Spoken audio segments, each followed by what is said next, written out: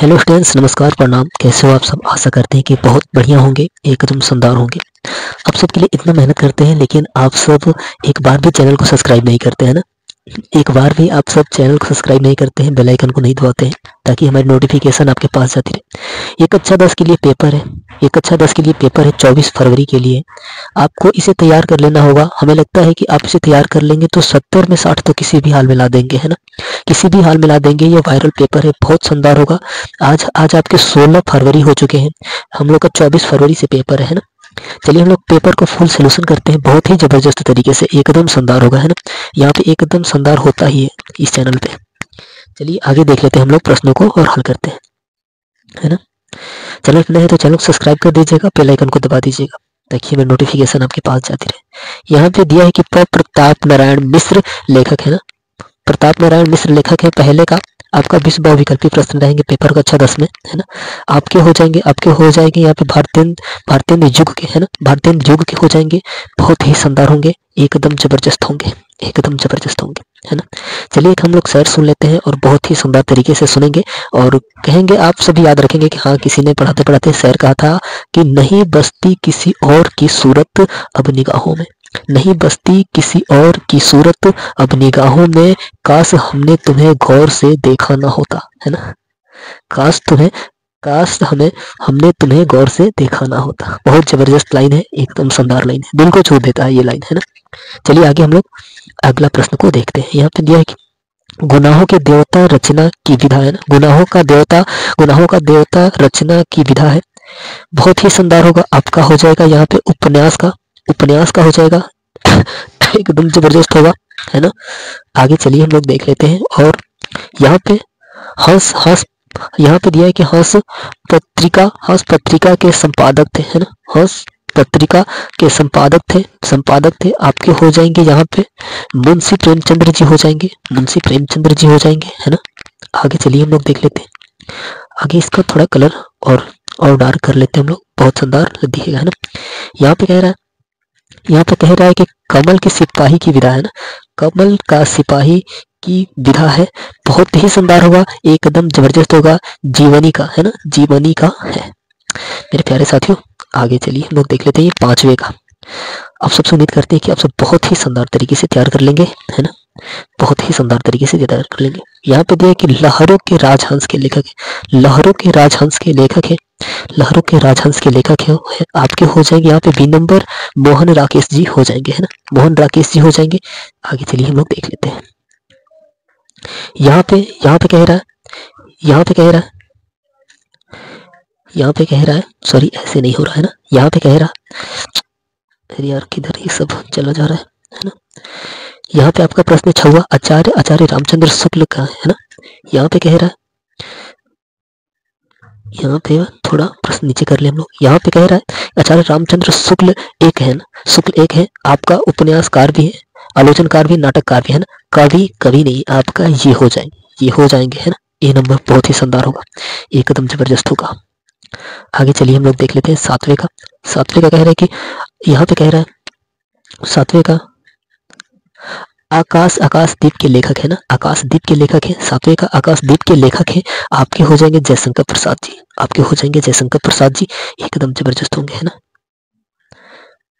मौला दिया है, यानी कि मौला नहीं होगा यहाँ पे,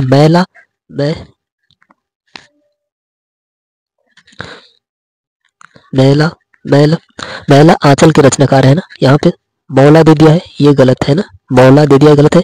यहाँ पे मैले आंचल के रचनाकार है ना। यहाँ पे हो जाएगा मैला आंचल के रचनाकार हो जाएंगे, है ना। तो यहाँ पे आपका यहाँ पे होगा, सो गाइस आपका होगा फरीश्वर नाथ रेणु जी हो जाएंगे, है ना। मैला आंचल मौला आंचल नहीं होगा। आगे चलिए हम लोग देख लेते हैं, है ना। यहाँ पे 9वां कह रहा है कि केशव दास काव्यधारा के कवि है। केशव दास काव्यधारा के कवि, रीतिबंध धारा के कवि, है ना। आगे चलिए हम लोग देख लेते हैं। यहाँ पे कह रहा है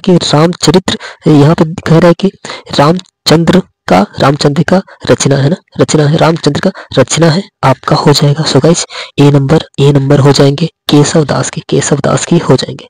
करुण रस का अस्थाई भाव है, है ना। करुण रस का अस्थाई भाव है शोक नामक। शोक नामक, करुण मतलब दुख, दुख के गाते हैं, है ना, जब पति पत्नी को छोड़ के जाता है वही वाला। यहाँ पे देखिए सोहत ओठत पीठ पटु श्याम सलोने गात मनु नील मणि शैल पर आत्प प्रयोग प्रकाश उपयुक्त पंक्तियों में अलंकार, है ना। आपके हो जाएंगे, आपके इसमें से हो जाएंगे बहुत ही सुंदर उत्प्रेक्षा अलंकार हो जाएंगे, है ना। रोला छंद में कुल कितने चरण होते हैं? रोला छंद में कुल कितने चरण होते हैं? रोला अर्थ मातृ छंद के 4 चरण होते हैं ना। बहुत ही सुंदर, बहुत ही जबरदस्त। यहाँ पे दिया है कि अधिग्रहण, अधिग्रहण शब्द में प्रयुक्त उपसर्ग है, प्रयुक्त उपसर्ग है, आपके हो जाएंगे यहाँ पे अधि, अधि हो जाएंगे, है ना। बहुत ही शानदार, एकदम जबरदस्त। प्रत्यय, प्रत्यय के कितने भेद है? प्रत्यय के कितने भेद है? प्रत्यय के कितने भेद है? 2 भेद है ना, उपसर्ग और प्रत्यय। बहुत ही सुंदर। यहाँ पे कह रहा है सुलहवा आपका कह रहा है, सुलहवा आपका प्रश्न कह रहा है, यहाँ पे आपका सुलहवा प्रश्न कह रहा है कि तिरंगा, तिरंगा में कौन सा समास है? तिरंगा में कौन सा समास है? द्विगु समास है, द्विगु समास है ना। आगे चलिए हम लोग देख लेते हैं 17वें का। 17वें में कह रहे हैं कि प्रत्येक, प्रत्येक शब्द में कौन सा संधि? प्रत्येक शब्द में कौन सा संधि? 1 2 3 और 4, है ना। यहाँ पे कह रहे हैं प्रत्येक संधि में कौन सा, प्रत्येक शब्द में कौन सा संधि है? तो आपका हो जाएगा यहाँ पे यण संधि होगा, यहाँ पे हो जाएगा यण संधि हो जाएगा, है ना, यण संधि हो जाएगा। चलिए आगे हम लोग 18वें का देख लेते हैं। खीर का तत्सम रूप है, खीर का तत्सम रूप है क्षीर, है ना। बहुत ही सुंदर। तत्सम मतलब संस्कृत, तत्व मतलब हिंदी, है ना। 19वें में दिया है नदय, नदय शब्द का वचन और विभक्ति है ना। आपका हो जाएगा, आपका हो जाएगा चतुर्थ विभक्ति एक वचन हो जाएगा, है ना। चतुर्थ विभक्ति एक वचन हो जाएगा। चलिए आगे हम लोग देखते हैं लास्टवें का। 20 बहुविकल्पी प्रश्न रहेंगे आपका।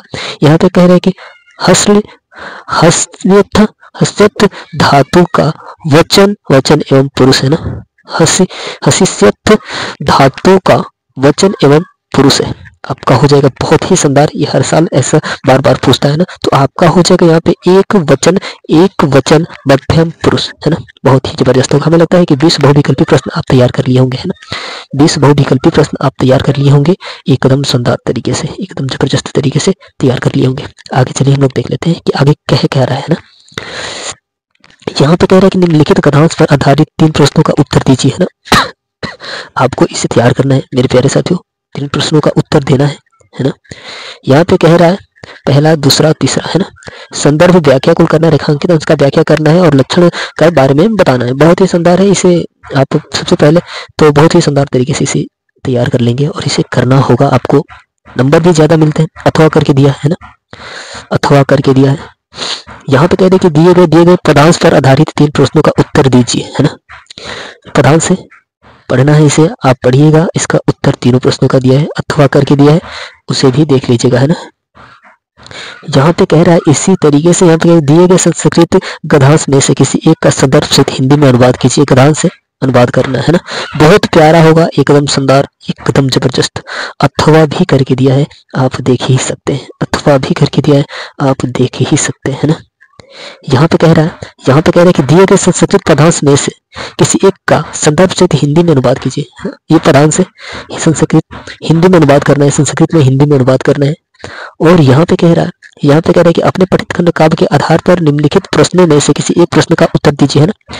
आपको बता दें कि जिला वाइज जाता है, हमारे यहाँ की जिला हमारा बलिया जिला है, तो हमारे यहाँ के बच्चे जितने भी हैं ये सब याद करेंगे। कर्ण खंड काव्य के आधार पर चरित्र चित्रण, है ना, कर्ण का, और कर्ण खंड के चरित्र चित्रण या फिर कर्ण के बारे में लिखना होगा। आपको ये नहीं लिखना है, ये नहीं लिखना है ना, बस यही आपको लिखना है, बलिया जिले वाले जितने भी हैं।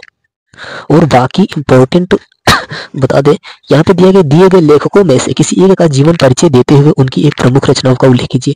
आपका हो जाएंगे जयशंकर प्रसाद, है ना, आचार्य रामचंद्र शुक्ल जी। 100% आएंगे इस बार 2025 में, 100% आएंगे, इसे याद कर लीजिएगा, है ना।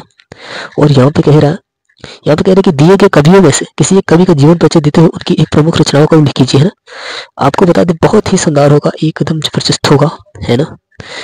यहाँ पे दिया है कि सूरदास 100% आएंगे, कक्षा 10 में बार बार पूछे जाते हैं, हर साल पूछे जाते हैं, सब कुछ पूछे जाते हैं ना। और तुलसीदास 100% मेरे प्यारे साथियों, ये सब कुछ दे दिया गया है, जाके बस आपको तैयार करना है ना। हमारे चैनल से जुड़ने के लिए बहुत से फायदे हैं, आपका पेपर एकदम जबरदस्त हो जाएगा। यही तो फायदे हैं हमारे चैनल से। यहाँ पे देखिए, अपने अपने पाठ्य पुस्तक में से कंठस्थ कोई एक श्लोक लिखे जो इस प्रश्न पत्र में ना आया हो, तो आपको 2 लाइन का एक श्लोक याद कर लेना है। बहुत प्यारा सा है ना, बहुत प्यारा सा। और यहाँ पे कह रहा है 28वां कह रहा है कि निम्नलिखित में से किन्हीं 2 प्रश्नों का उत्तर संस्कृत में दीजिए, है ना। आपको याद कर लेना है। ये 100% आता है, बार बार पूछता है, यही वाला प्रश्न है ना, और ये वाला प्रश्न 100%। ये दोनों आएंगे मेरे प्यारे साथियों, दोनों आएंगे ही आएंगे, है ना। बहुत ही प्यारा सा। और यहाँ पे कह रहा है कि निम्नलिखित में से किसी एक विषय पर निबंध लिखिए, है ना। मेरा प्रिय कवि 100% पूछता है, बेरोजगारी की समस्या पे आप लिखिएगा। बेरोजगारी की समस्या पे आप लिखिएगा। आपसे विनती है कि आप बेरोजगारी की समस्या पे लिखिएगा, ताकि सबको पता चले कि हाँ, बेरोजगारी अभी भी है, अभी भी बेरोजगारी है। हमारे हमारे सबके माता पिता सरकारी टीचर, सरकारी मास्टर ही नहीं होते, सरकारी जॉब ही नहीं करते हैं। किसी किसी के बच्चे गरीब घर में हो जाते हैं, है ना। गरीब घर में पैदा होना कोई गुनाह नहीं है, बस मेहनत करने के लिए हम लोग का मौका मिलता है कि हम लोग एक बार मौका मांग के और हम लोग भी एक बार सफलता की तरफ जाए, है ना। सो गाइस, चैनल में है, चैनल फटाफट सब्सक्राइब कर दीजिएगा, बेल आइकन को दबा दीजिएगा, ताकि हमारी नोटिफिकेशन आपके पास जाती रहे। चलते हैं हम लोग अगली वीडियो, मिलते हैं। नमस्कार, धन्यवाद।